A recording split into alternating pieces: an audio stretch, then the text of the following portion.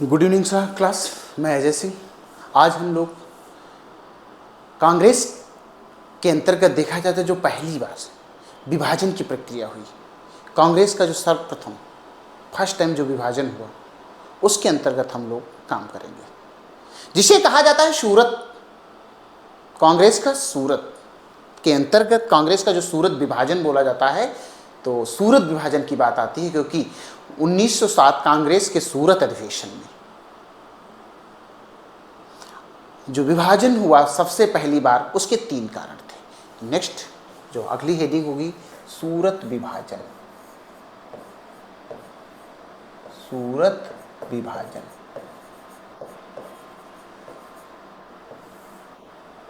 सूरत विभाजन होता कब है? 1907। कब होता है? 1907। ध्यान रखना, सूरत विभाजन 1907। सूरत विभाजन 1907। अब सूरत में विभाजन क्या होता है, हमें यह पूछना है। तो सूरत जो विभाजन होता है 1907 कांग्रेस का,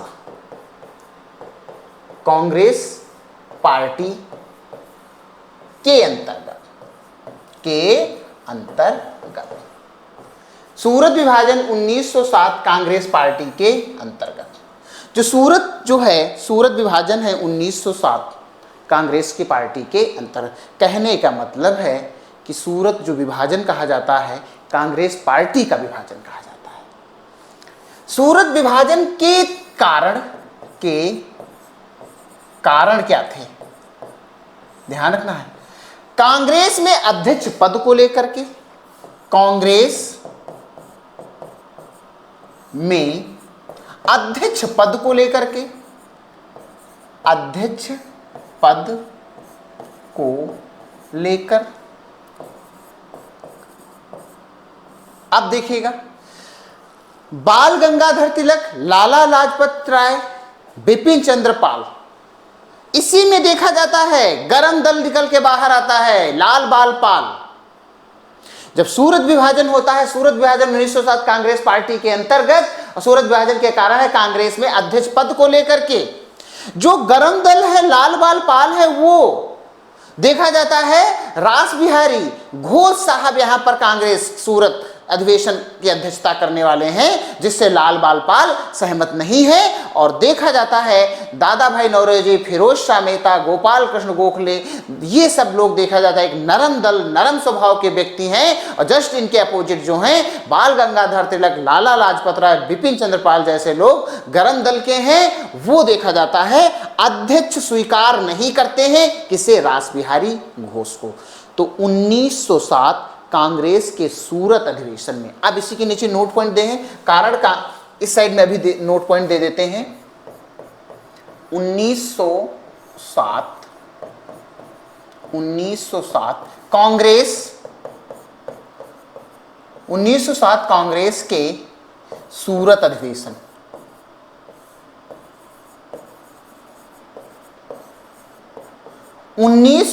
कांग्रेस के सूरत अधिवेशन में रास बिहारी घोष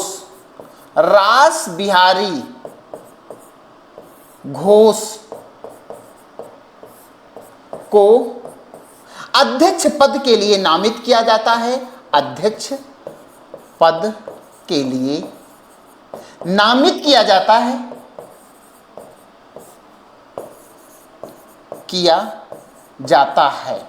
जिससे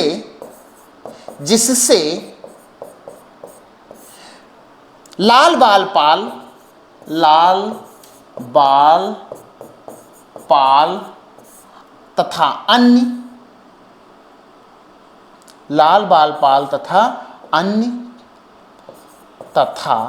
अन्य नेता 1907 कांग्रेस के सूरत अधिवेशन में रास बिहारी घोष को अध्यक्ष पद के लिए नामित किया जाता है, जिससे लाल बाल पाल तथा अन्य नेता सहमत नहीं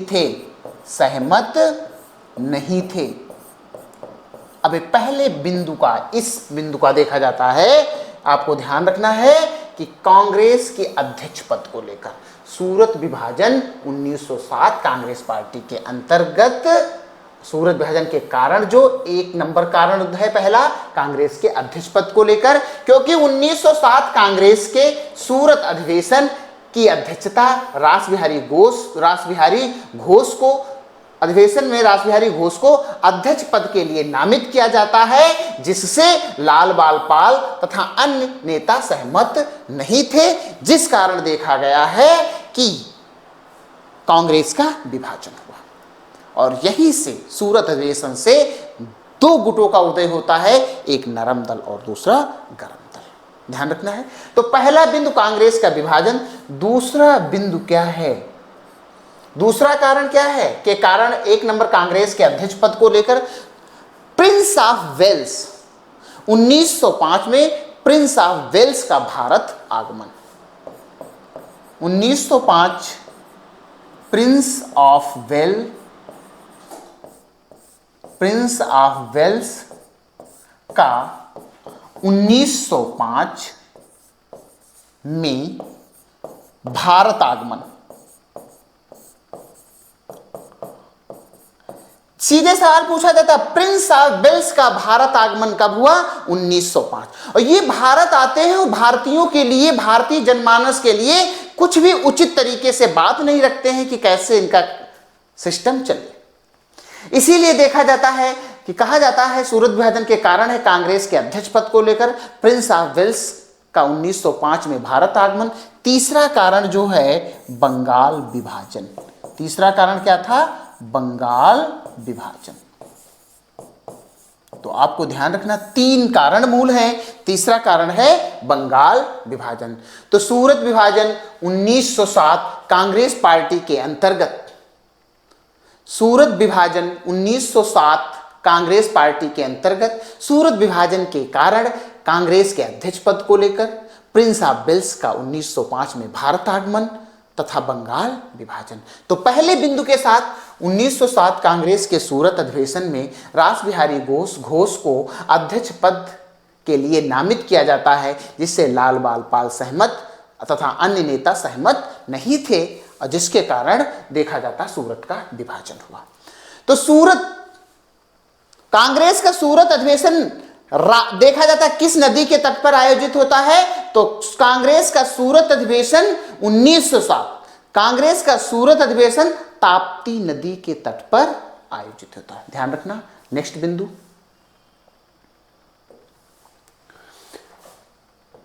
कांग्रेस का सूरत अधिवेशन, कांग्रेस का सूरत अधिवेशन। सीधे सवाल, बहुत बढ़िया सवाल आता है। अधिवेशन, कांग्रेस का सूरत अधिवेशन ताप्ती नदी के तट पर आयोजित होता है। किसके? ताप्ती नदी। सूरत है कहां? गुजरात में। ताप्ती नदी के तट पर आयोजित होता है।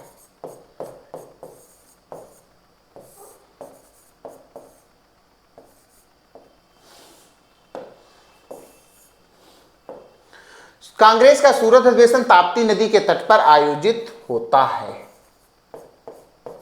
अब देखो, कांग्रेस का सूरत अधिवेशन पूछा है किस नदी के तट पर आयोजित होता है? ताप्ती नदी के तट पर आयोजित होता है। कांग्रेस का जो सूरत अधिवेशन होता है, कांग्रेस के सूरत अधिवेशन में नरम दल एवं गरम दल का उदय होता है। किसका? नरम दल एवं गरम दल का उदय होता है। का उदय होता है। बहुत इंपॉर्टेंट,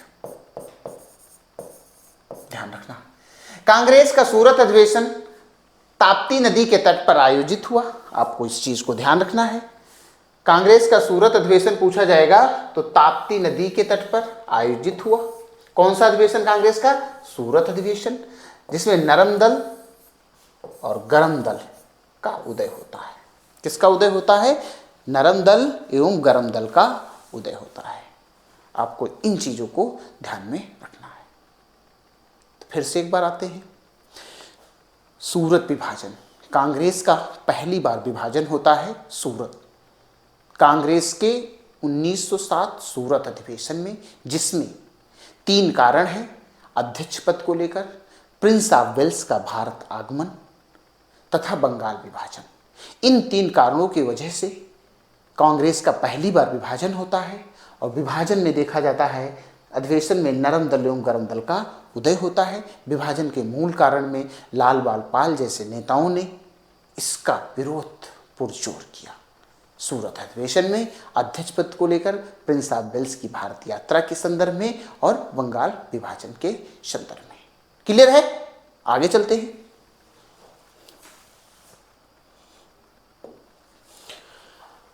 मुजफ्फरपुर बम कांड, ध्यान रखना है, मुजफ्फरपुर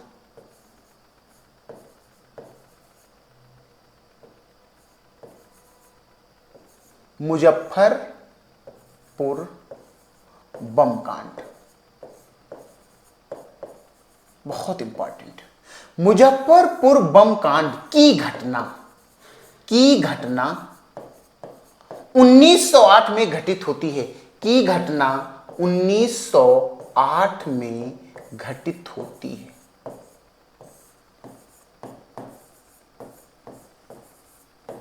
मुजफ्फरपुर बम कांड की घटना 1908 में घटित होती है। होता क्या है कि खुदीराम और प्रफुल्ल चाकी, खुदीराम बोस एवं प्रफुल्ल चाकी नामक युवा क्रांतिकारियों देखा मुजफ्फरपुर के जज किंग्सफोर्ड की हत्या का प्रयास करते हैं। ध्यान रखना है, मुजफ्फरपुर के जज किंग्सफोर्ड की हत्या का प्रयास करते हैं, लेकिन जज कैनेडी की हत्या हो जाती है और उनके साथ साथ 2 महिलाओं की भी हत्या हो जाती है उस बमकांड की घटना में, जिसके तहत देखा जा गया है कि पुलिस की गिरफ्तारी से बचते हुए प्रफुल्ल चाकी ने आत्महत्या कर ली और खुदीराम बोस को फांसी की सजा दी जाती है। तो ध्यान रखना है, सबसे कम आयु में फांसी की सजा पाने वाले क्रांतिकारी खुदीराम बोस। तो मुजफ्फरपुर बम कांड की घटना 1908 में घटित होती है। ध्यान रखना है, खुदीराम बोस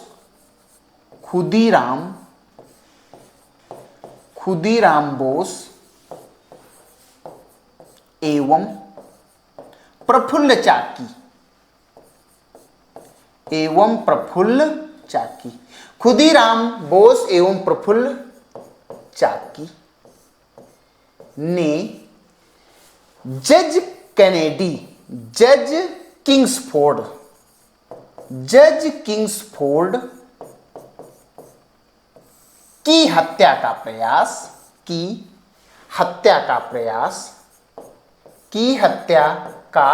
प्रयास, लेकिन जज कैनेडी की हत्या हो जाती है, जज कैनेडी की हत्या हो जाती है।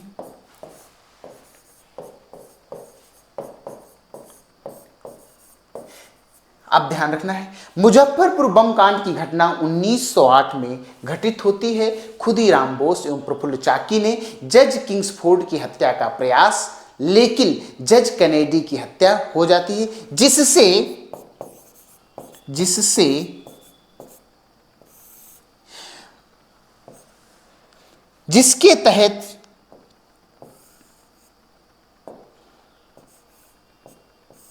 जिसके तहत पुलिस की गिरफ्तारी से बचते हुए प्रफुल्ल चाकी ने आत्महत्या कर ली, जिसके तहत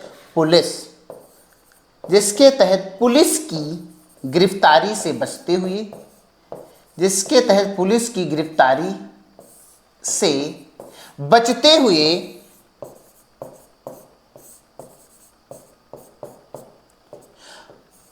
प्रफुल्ल चाकी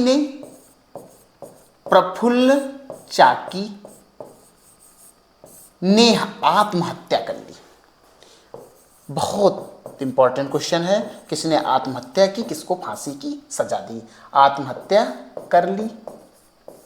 एवं खुदीराम बोस को, एवं खुदीराम, ये मुजफ्फरपुर है कहाँ? बिहार में इस समय पड़ता है। यहां सबसे अधिक लीची का उत्पादन होता है, ध्यान रखना। प्रफुल्ल चाकी ने आत्महत्या कर ली एवं खुदीराम बोस को फांसी की सजा दी गई। खुदीराम बोस को फांसी की सजा दी गई।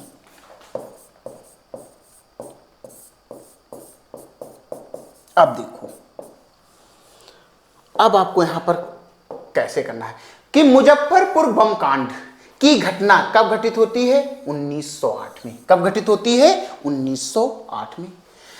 खुदीराम बोस कौन है? खुदीराम बोस, दूसरा नाम है प्रफुल्ल चाकी, ने जज किंग्सफोर्ड की हत्या का प्रयास, लेकिन कैनेडी की हत्या हो जाती है, जिसके तहत पुलिस की गिरफ्तारी से बचते हुए प्रफुल्ल चाकी ने आत्महत्या कर ली और एवं खुदीराम बोस को फांसी की सजा दी गई। तो आपको ध्यान रखना है कि सीधे सवाल पूछा जाता है मुजफ्फरपुर बम कांड की घटना कब घटित हुई, तो आप बताते हैं 1908।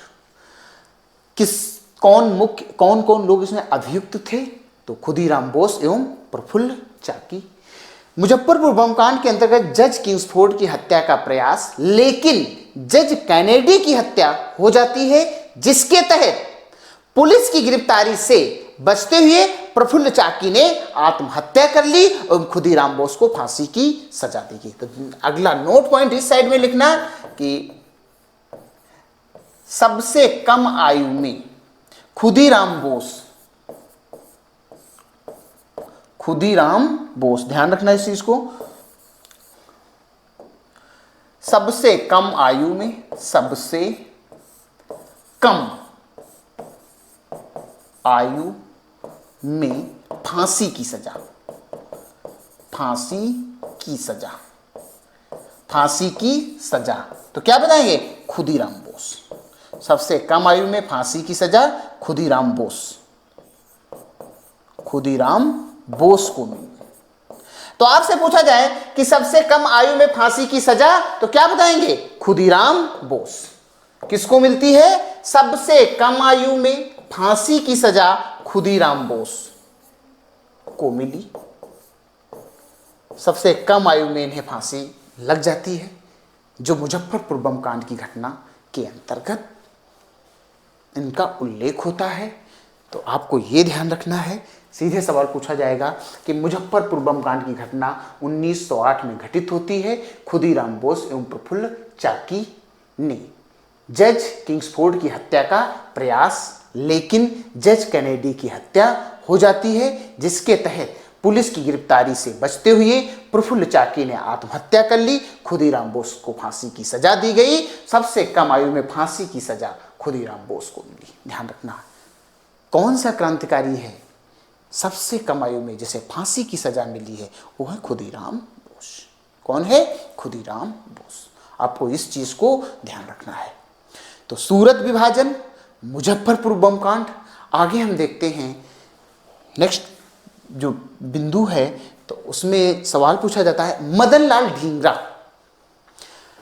एक नाम आता है मदन लाल ढींगरा, बहुत इंपॉर्टेंट, मदन लाल ढींगरा, पंजाबी है। मदन लाल ढींगरा ने 1909, कब? 1909 में।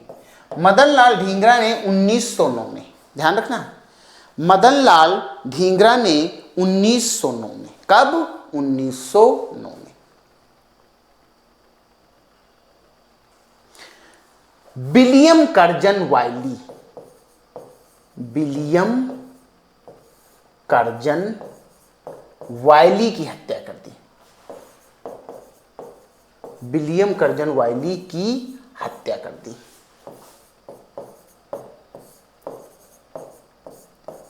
अब आपको ध्यान रखना है कि मदन लाल ढींगरा ने 1909 में विलियम कर्जन वाइली की हत्या कर दी।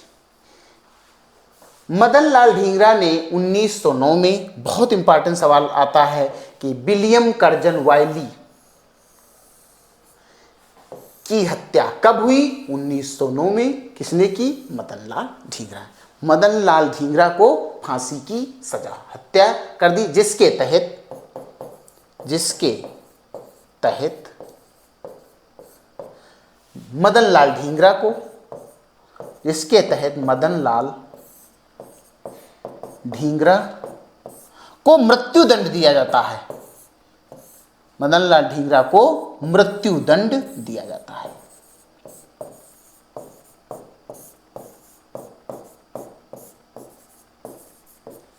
क्लियर है?